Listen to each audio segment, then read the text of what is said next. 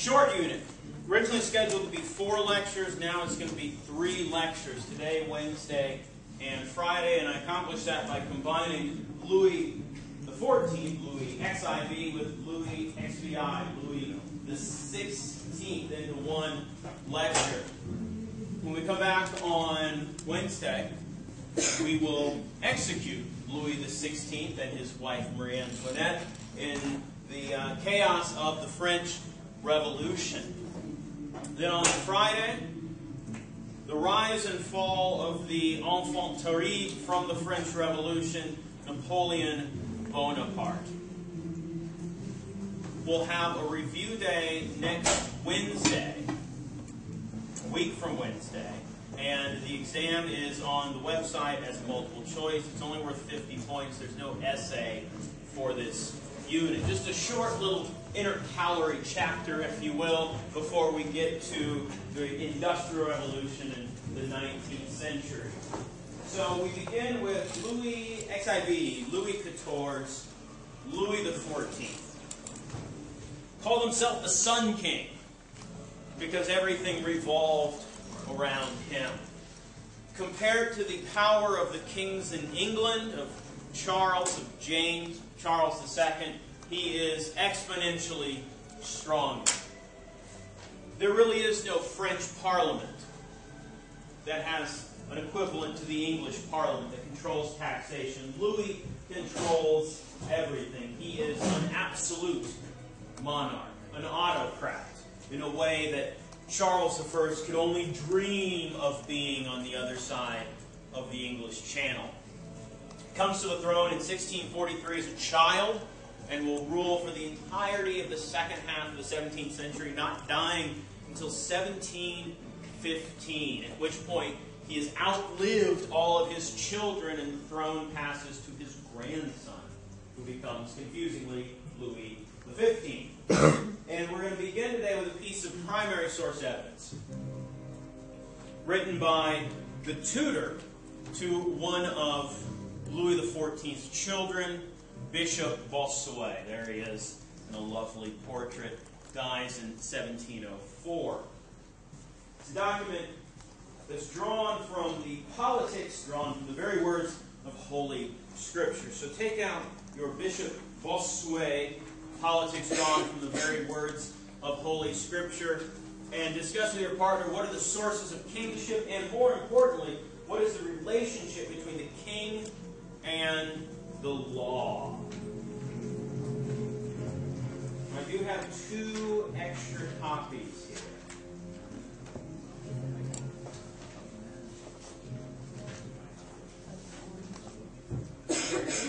Print the primary source evidence and bring it with you if you don't have a laptop, so that we can do these little discussions in the midst of the lecture.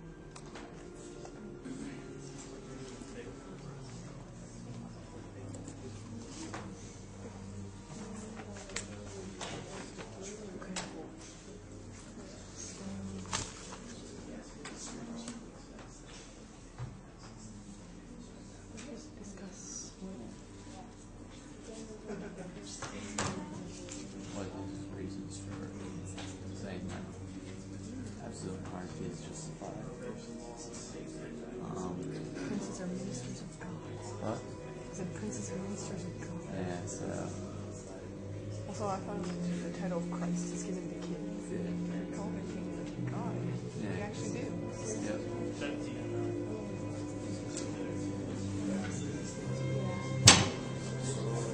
Yeah. Seems very obvious. Same as a bishop.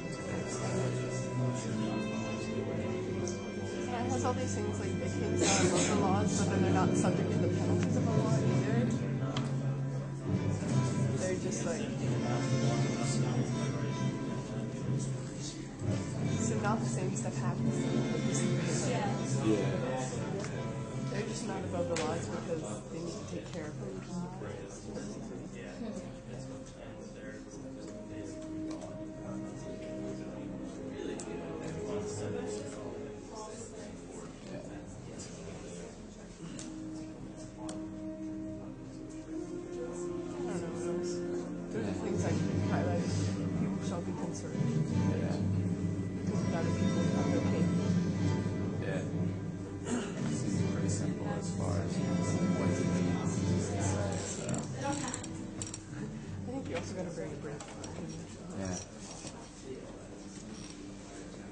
Okay, so what is the source of kingship? God. We already saw this with James and the true law of free monarchies. God creates kings. God ordains kingships. But what is the relationship of the king and the law? Is the king above the law? Yes. No. The king's not above the law. Okay, yes and no. Can you vote or can it? So is the king above the law? Yes and no at the same time. No. He says kings are not by this above the laws. But they're not subject to the penalties of the law. Yeah. Kings should follow the law and be an example to their people. However, kings are not subject to the penalties of law. This is an interesting formulation here by Bishop Bossuet that is really the kind of foundational point of absolute monarchy. That kings should set a good example and follow the law. But if they break the law, they cannot be punished for breaking the law like a mere mortal can be. Important piece of primary source evidence here from the early 18th century. Contrast that with the English Bill of Rights from 1689, which placed myriad restrictions on kingship. Compare that to John Locke's second treatise on government, in which he argued that kings who break the law, who put themselves above the law, are tyrants, and tyrants can be opposed, and indeed should be opposed. The basis of not only the resistance to James II, but the resistance to George III a century later. Very different world here across the English Channel in France. Louis enjoys a lot of things in life. But the thing he enjoys more than anything else is going to war. He has a phenomenally large military. Something on the order of 400,000 full-time soldiers in his employ. Compare that to 1689, when William of Orange crosses the English Channel to invade James II's kingdom. He brings 10,000 soldiers. The New Model Army at its peak maybe had 25,000, maybe more, maybe less. It's difficult to say. There certainly weren't 400,000 men in the New Model Army. This is the largest military force that has been assembled since the Romans, 1,500 years earlier. But for all of its size, and for all the money spent on it, and all the years of warfare, Louis is almost constantly at war. His conquests are there, and there. A little bit in the south, a little bit in the east, a little bit in the north.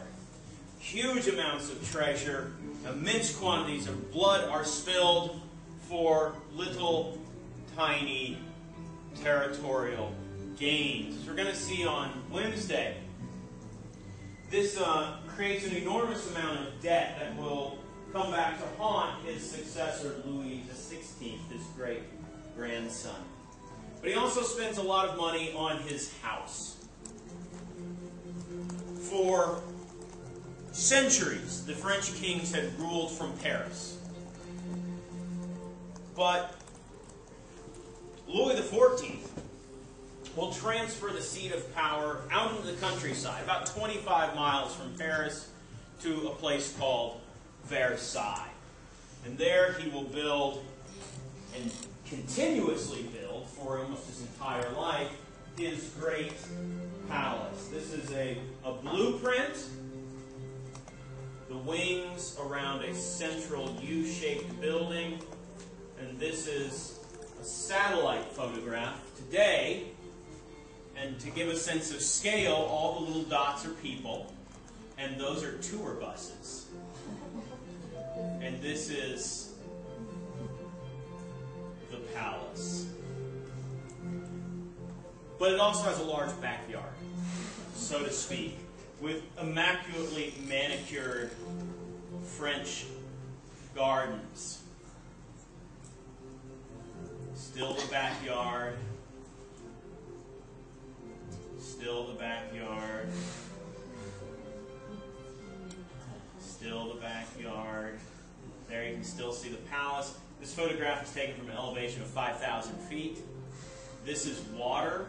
This huge crucifix is a man-made water feature. Still the backyard. All of this is his backyard. That's another enormous water feature. And finally, this is at an altitude of 32,315 feet, the cruising altitude of most airliners. And you can still clearly see the house and all of the property that goes along with it. Louis could literally see his house from the window of a Boeing. Most people cannot say that. To put this into perspective, this is another photograph taken from 32,000 feet. A place that's a little more familiar to you. Great Wall in China? It is Blacksburg. There's Lane Stadium. There's the drill field. You can see it. It's very brown. It's been taken during a drought. And we're right about there. And then there's 460 arcing around. So that's basically the size of campus, from Lane Stadium all the way down to Price's Fork, from the corner all the way down to the cage, and that is the size of Versailles and its backyard. 2 to 3 times the size of the Virginia Tech campus, which is a quite large campus, I think you would agree. So let's take a little tour of Louis's modest country estate. Versailles, the enchanted palace where all is splendor and delight, where the marriage of art and nature produce perfection. Versailles, its other face, a formidable instrument of power built by Louis XIV. The great urban king moved the center of power away from Paris, as if to distance the court from the whispers and intrigues of the capital and the plots that had haunted him since childhood. Here the king gathers all the nobility of his realm about him, under his watchful eye. Soon more than 3,000 princes, courtiers, ministers, and servants live at Versailles.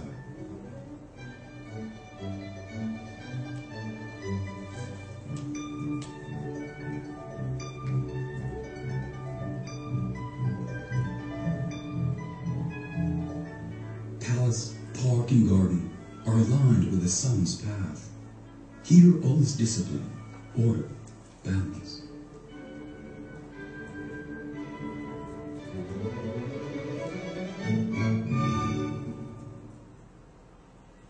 In 1682, Louis XIV makes Versailles his official residence.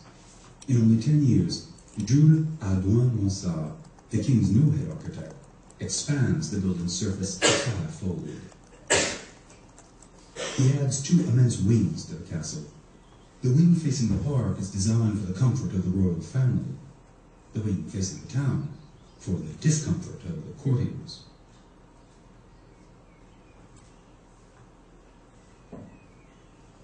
Beyond the monumental esplanade of the Place d'Armes, the first gate opens onto the forecourt.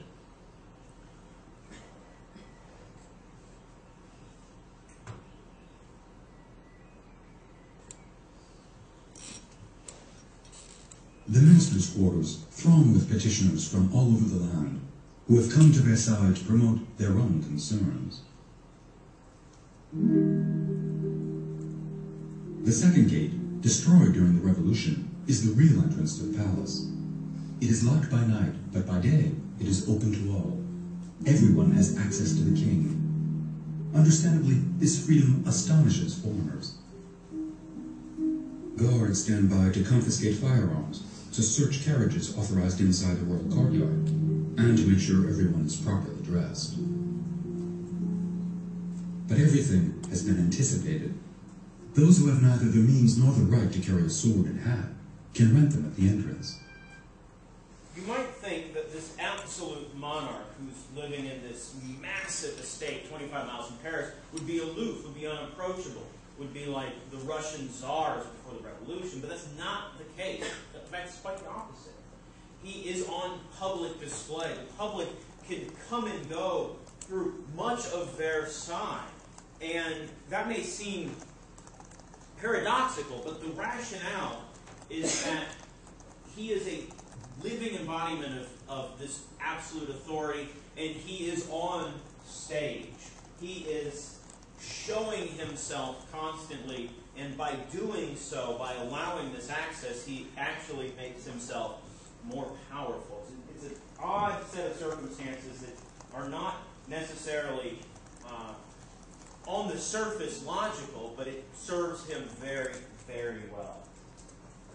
People from all walks of life rub shoulders on the spectacular marble stairway that leads to the Queen's quarters on one side and to the King's on the other. After the death of Queen Marie-Thérèse, the King moves into apartments where he will live for the next 30 years. 30 years lived pitilessly exposed to the public eye. 24 bodyguards live in the guard room at all times. 4 of them are assigned to protect the king from the crowd anytime he moves about the palace. Here in the first anteroom, where courtiers stroll by day, the king eats the royal meal. At 10 o'clock, he displays this royal appetite to all. Before the fireplace, the royal caterers, literally attendants of the mouth, have laid the table for the sovereign and the royal family. Lords and ladies take their places in the anteroom according to rank, in the presence of curious passers-by, astounded by the spectacle. Through the windows of the second anteroom, one can see the Hall of Mirrors. Here the courtiers and attendants wait to be admitted at the moment of the royal awakening. This room, called the Bull's Eye, takes its name from the curious shape of its circular window. Frolicking infants and cherubs. This frieze embodies the tastes of an aging king who demands that youth be ever present about him.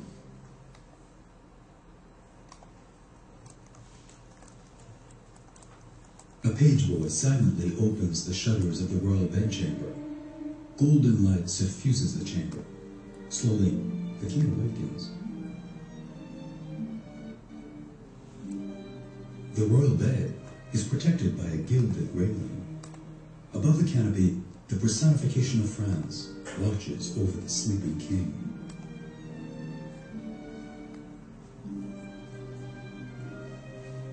Even more than the throne, the royal bed is the symbol of kingly power. The bedroom is at the center of the palace, the bed is at the center of the bedroom, and all who pass must bow before it. At 8:30, the head chamberlain murmurs, "Sire, it's time to rise." The ritual unfolds. First, the ceremony of the small awakening, followed by the ceremony of the grand awakening.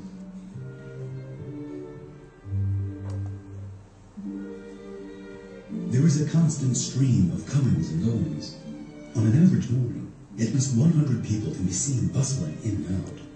Not only wardrobe and chamber attendants, but also bishops, ambassadors, provincial governors, and parliamentary officials who rise at dawn to be present at the grand awakening. One must be there to hear the news, to gossip, but more importantly, to be seen. Once the ritual of the grand awakening is completed, the king meets with his counselors in the adjoining room, the official royal office. In the mid-18th century, Louis XV completely transformed this room, but nevertheless, it has always been the reigning heart of the realm, the symbol of the scepter and hand of justice.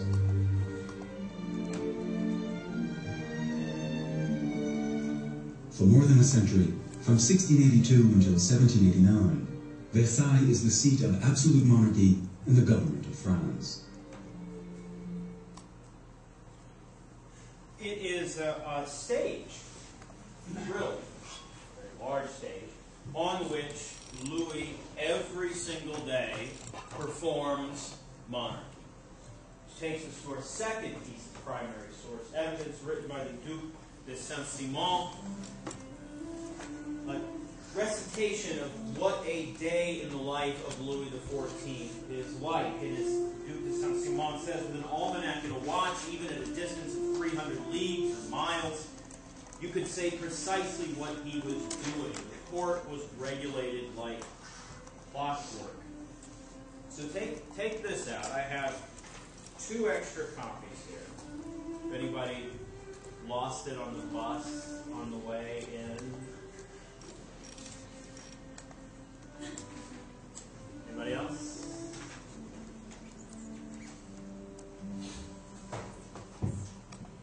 So what we have here is a daily schedule that is remarkably public. 8:30 in the morning. Page comes up to him, whispers in his ear, "It is time, sire." There are 100 people present. 100 noblemen. Can you fathom when your alarm clock goes off, telling you it's time, sire? That 100 people will be standing there in anticipation to compliment you, say what a glorious day it is to be in the presence of you. It must be rather unusual, to say the least. He has been washed, dressed, shaven, and at 10 a.m. he leads a huge procession of these hundreds and thousands of noble men and women who have gathered at Versailles, who have been ordered to come to Versailles, to down the Hall of Mirrors, to the Royal Chapel, where Mass is heard. Louis XIV is Catholic. France had civil wars over Protestantism and Catholicism, but the Catholics won. Here's Mass, lasts roughly 30 minutes. Then at 11 a.m., he conducts state visits. And the day of the week is key here. On Sundays and Wednesdays, councils of state or foreign policy ministers he will meet with. On Tuesdays and Saturdays, finances. Mondays, Thursdays, Fridays, another council of state, foreign affairs, or a domestic council or a religious council is held. He might also choose to focus on his building program. He sees himself as a new kind of pharaoh or Caesar, constantly spending money on building projects like Versailles, but other projects all around France. So he has 2 hours of cabinet meetings, if you will. Then at 1 p.m. he has lunch, called dinner here.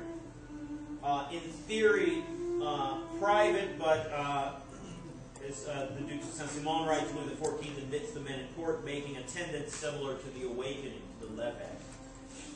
Then in the afternoon, there's 2, 3, 4 hours of seeing and being seen. Walks around the gardens, which obviously could take a long time, given that it's 3 times as large as Virginia Tech campus. For hunting, Louis is a big aficionado of hunting. Then at 6 p.m., a kind of cocktail hour, if you will, where people return to the palace and games are played. Billiards is a particular favorite of Louis XIV. Doesn't eat dinner until, or supper as it's called here, until 10 p.m., quite late. And once again, he eats in front of 100, 200 people, all straining to get a glimpse of him eating and to compliment him on his eating prowess and his grace, etc. He has a huge entourage, if you will, to put it in modern terms, who are constantly giving him positive reinforcement, to say the very least. And then at 11:30, the coucher, or public ritual of retiring, is a reverse, shortened version of the awakening of the levee. This is repeated every single day for an audience. It's a public display of himself in all facets of his life, from awakening to eating to bathing to going to bed. It's all on public display. And it's part of his political genius. And these courtiers here surrounding him and telling him how great he is and how wonderful everything he does is, are expected to be dressed properly. Prior to Louis, the nobility had their own castles, their own chateaus in their own corner of France. And they had independent power bases because of this, able to threaten the power of the monarchy. But Louis forces all the nobility to come to Versailles at their expense. No free room and board here. And he domesticates, if you will, his nobility. He enfeebles them. He forces them to spend huge amounts of money on clothing. He essentially forces them into a clothing arms race here at Versailles, to spend ever larger quantities of their treasure, not on plotting against him, but rather on keeping up with the Joneses, or I guess you could say the Jacques of the world. Women's fashions especially were increasingly ostentatious, following that of Louis's many, many mistresses. But it's not just about the clothing. What do you suppose this and this is? Hair tools. A comb and curling. It is a curling iron. This is iron. It is put in a fire to become hot. These are bone curlers that are then used to curl the hair, and this is a bone comb here. Hair is as important as the clothing. Women's hairstyles are constantly changing and evolving, becoming ever more ornate and costly at the same time. For the men, Louis sets the style. And Louis is a big fan of the huge wig. Big, enormous amount of hair in his wigs. And this is a portrait of him from later in life. And if you recall, when Charles II dissolved Parliament in 1682, he was wearing a huge Louis XIV inspired wig.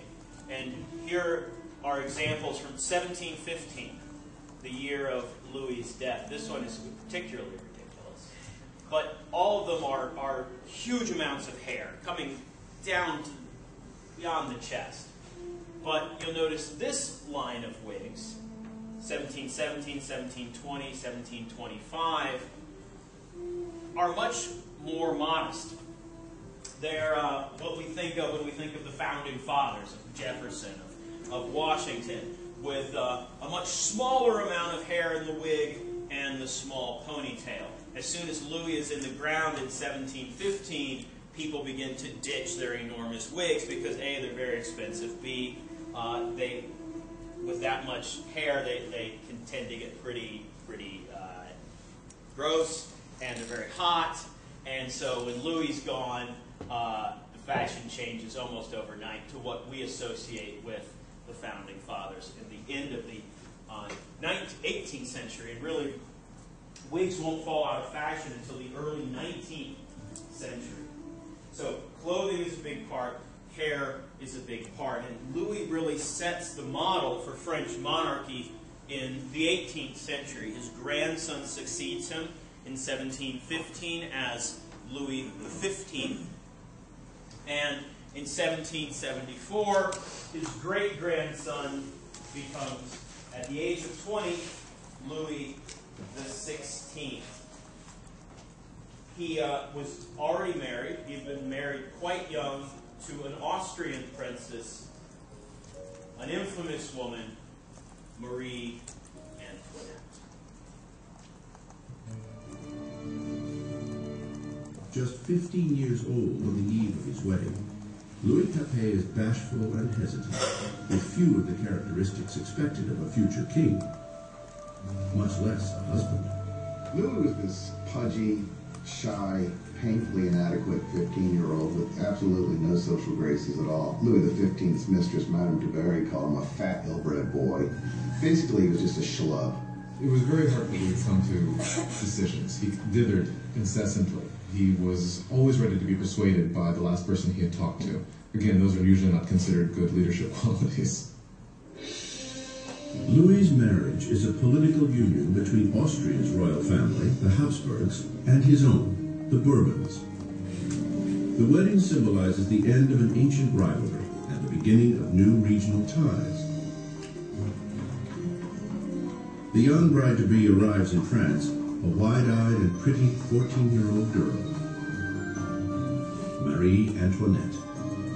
Marie Antoinette is an Archduchess of Austria. She's the youngest daughter of the Empress Maria Theresa, and she comes to France as part of a marriage deal which represents a great reversal of alliances, whereby for the first time in living memory, France and Austria become allies rather than enemies.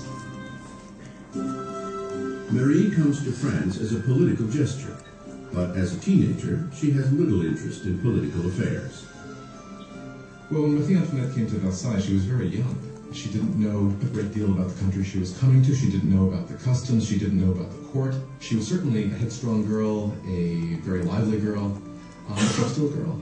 When Marie Antoinette comes to Versailles, she is just a teenager. She is blonde with blue eyes. She is pretty, and she likes being attractive to people. And she comes with the intention of winning over her husband and her new family.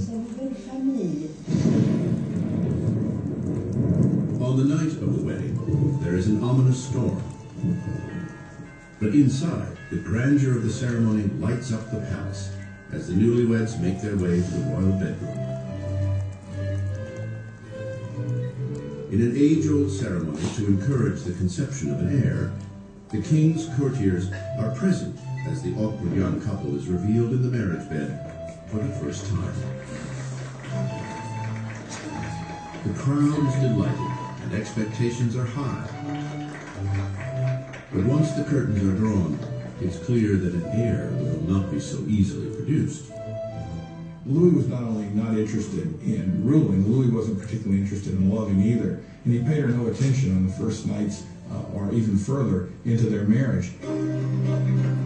Many years will pass before the marriage is finally consummated. The lack of an heir will soon spark gossip all across the kingdom that will continue to plague the couple for years to come. Life at Versailles is a never-ending routine of archaic ritual and formality. There are ceremonies for the waking of the king and queen, for dressing, for dining, for retiring to bed. To keep herself amused amidst the ritual drudgery, Marie Antoinette presides over a parade of increasingly outrageous fashions. Marie was obsessed with fashion, especially these towering hairdos that were several feet high, that took hours and hours in the construction and fit all sorts of ornaments and fruits, and to many people they seemed like an obscenity. They came to represent what was all that was wrong with her and with Versailles and that culture. Marie occupies herself with court gossip, gambling, and the staging of plays. As her expenses accumulate, Marie earns the nickname Madame Deficit. Marie is given the name Madame Deficit as the country is in economic chaos, and she continues to spend as if nothing's happened on dresses and jewels and shoes and She was the Imelda Marcos of her day. Now, in Marie's defense, the monarchy at Versailles only took up about 5% of the state budget, but the perception among people was that the spending at Versailles was bankrupting the country. The fact of the matter is, as we're going to see next time, the country is already bankrupt. This is mere drops in the bucket of financial collapse. The perception is that they are the cause, Louis and his wife Marie Antoinette. Of all the debts Marie incurs, the greatest is what she owes her country, an heir to the throne. In the 7 years since their marriage, Louis and Marie have yet to produce a child. Marie finds herself in an increasingly humiliating position. The job of the Queen is to produce a male heir. It's absolutely essential for there to be a son. And during that time, people criticize, people are dissatisfied, people say the king should never have married this Austrian archduchess, and now she can't even produce an heir to the throne. Marie is desperate. Louis's appetite for food is unquestioned, but sex is clearly not on the menu. Il y a toute une correspondance entre l'ambassadeur d'Autriche et la... Marie-Thérèse, the mother of Marie Antoinette, questions, if a girl as gorgeous as my daughter cannot get him going, then what is going on? It's discussed. Louis XVI and his young wife were not able to conceive for 7 years. This cast a pall on the beginning of his reign, and because his hobby as a locksmith was well known, there were all sorts of salacious songs circulating to the effect that the locksmith was having a hard time finding the keyhole. Louis's disinterest in sex is seen as a lack of bravado as a king. Finally, after years of frustration and pressure from the court, Louis is diagnosed with a treatable condition called phimosis. Louis had a deformity that made arousal extremely painful. Don't image search this. Just say, you're going to Google it, just watch this. No consummation until there was a surgical procedure that could correct this. But he was scared to death to have it. And it took years for him to agree to have it. And when he finally did, voila. After a simple surgery, the couple is able to have their first child, Marie-Thérèse. But there is no easy fix for the years of damage to Marie's image. Since the early 1780s, libelles have circulated throughout the country, pornographic satire of the king and queen. Obscene pamphlets mock Louis's impotence and portray Marie as a promiscuous harlot in a debauched and decadent court. There was a great book written right 10 years ago now by Chantal Thomas called The Wicked Queen, where her primary source evidence were these libelles, these little pamphlets printed up by the hundreds, if not thousands, that satirize Marie Antoinette and Louis. And they are extraordinarily graphic, pornographically graphic, discussing Marie Antoinette and her sexual appetite and proclivities. And so you have a public relations problem with the monarchy in the 1770s and 1780s that is going to contribute to its collapse in the next lecture. And this is all happening at Versailles. And Marie spends a lot of her time not in the main house, but rather up here, corner of the property. She has her own little kingdom with her own palaces, known as the Petit Trianon, and then the very corner of the backyard, she has constructed a little model peasant village where she likes to pretend she's a peasant. If that's not out of touch, I don't know what is. Now, if you go to Versailles today, you can visit it. It's quite lovely, a little charming, idealized peasant village around this little pond up in the corner of the property. Most people don't make it out there because it's like 2 miles from the house. But if you ever go to Versailles, go and check out the Petit Trianon and her little peasant villages were the height. So while Louis XV and Louis XVI are on the throne, an intellectual revolution is happening in France. A philosophical revolution that we call the Enlightenment. People like Voltaire, people like Rousseau, the great 18th century philosophers are all French, but I'm not going to concern us with them because, quite frankly, I think they're rather pompous and full of themselves. But one person I do like quite a bit is this fellow right here, Denis Diderot, who's born 2 years before the death of Louis XIV. And he is the editor and compiler of the world's first encyclopedia. A 20-year project that will result in 35 volumes and almost 72,000 articles.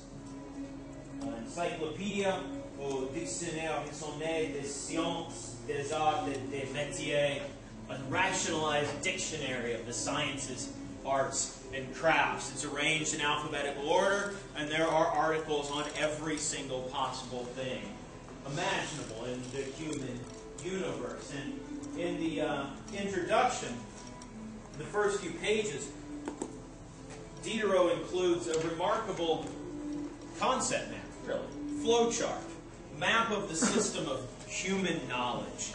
And on one sheet of paper, he manages to list out everything that humanity knows, from calculus to poetry to theology to goldsmithing. It's all here on this one sheet of paper. A truly remarkable feat of intellectual creativity. And Diderot also writes many of the articles in the encyclopedia, including the article on encyclopedia in the E volume. And in it, he lays out why he compiled this massive work and who contributed. And at the very beginning, he writes, encyclopedia. This word signifies chain of knowledge. It is composed of the Greek preposition in and the nouns kuklos, circle, and paideia, knowledge. A circle of knowledge, all knowledge, if you will. And he writes, the purpose of an encyclopedia is to collect knowledge disseminated around the globe, to set forth its general system to the men with whom we live, and transmit that knowledge to those who will come after us, so that the work of preceding centuries will not become useless to the centuries to come, and so that our offspring, becoming better instructed, will at the same time become more virtuous and happy. His argument is that knowledge will progress humanity forward, and that disseminating that knowledge to as wide an audience as possible is of paramount importance. It's really the same thing that motivated Jimmy Wales in 2001 to set up a little thing called Wikipedia, which now has something like 35 million articles. But the goal is the same, that information readily available is good. It helps people, as he writes, to become more virtuous and happy, a service to the human race. And the people who are going to contribute to this project, because obviously Diderot is not writing 72,000 articles, are une société des gens de lettres, a society of men of letters, each working separately on his own part, but all bound together solely by their zeal for the best interests of the human race and a feeling of mutual goodwill. These men of letters, this Société des gens de lettres, are the educated, intellectual elite of France and of Europe, for that matter. They're writers of poetry. They're writers of prose, of fiction and of non-fiction.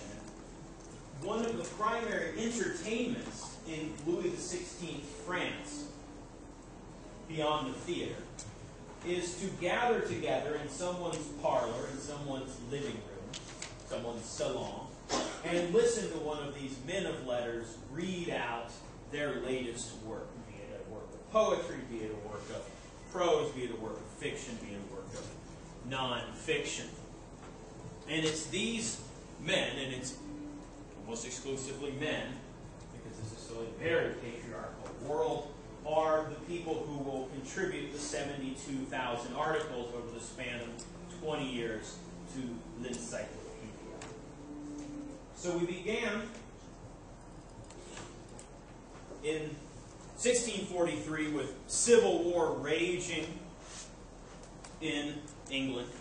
On the other side of the English Channel, just 30 miles away, a young boy is crowned Louis XIV, a young boy that will transform monarchy in France, who will make the monarch truly absolute and autocratic.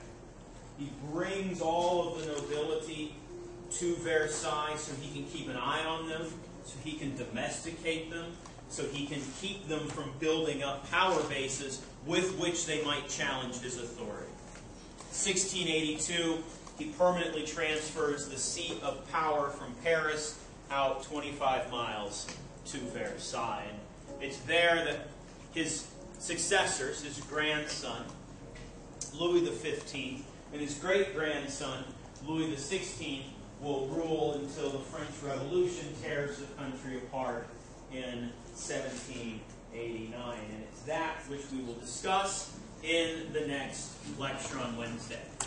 Two pieces of primary source evidence, very important pieces of primary source evidence that I want you to read ahead of time, to bring with you if you don't have a laptop. They are the Declaration of the Rights of Man and the Citizen and the Marseillaise, the French national anthem composed in the cauldron of the Revolution. There's also an article, actually it's a chapter from a textbook by Coffin and Stacy that will help to give some framework to the chaotic events of 1789 through the 1790s on the French Revolution. So, we will have another revolution on Wednesday.